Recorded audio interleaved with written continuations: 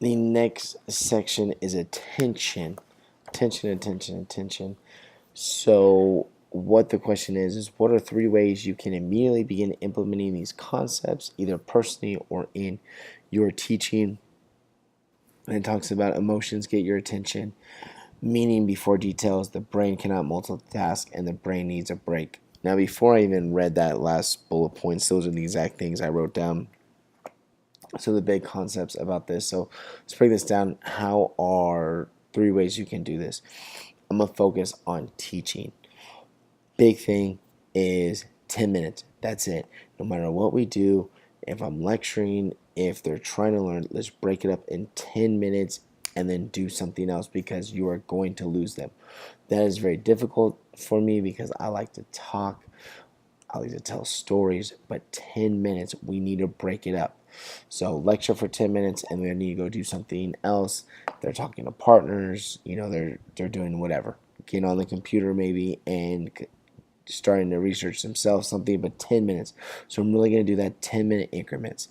Next thing is multitask. I'm bad at this personally because I like to do things. I think I'm a good multitasker, but obviously it says that you are not. But I do the same thing in teaching. I'll give them, okay, you guys need to do this, you need to do this, you need to do this. No, one task at a time. We will do this. Then once you're done with that, you can move on to this. And I won't even tell them until majority are done so we can move on to the next.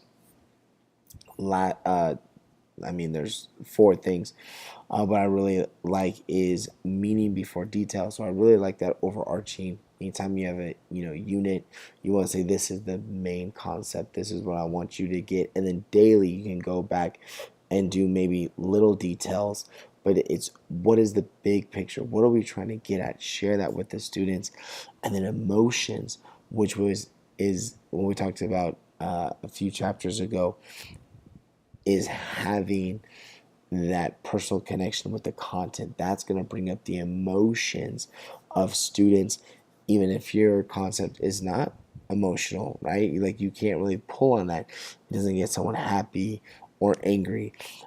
You let them go to where they want to go to, but you got to make that connection, because that connection, you're going to an emotional place, because that's why they remember it. That's why it's going to be intriguing. So trying to make those connections, like I said, every 10 minutes, one thing at a time, big concepts, always what is the big picture, what are we trying to get at, and allow them to make the connections of the content to their life that will bring up emotions so they'll remember it.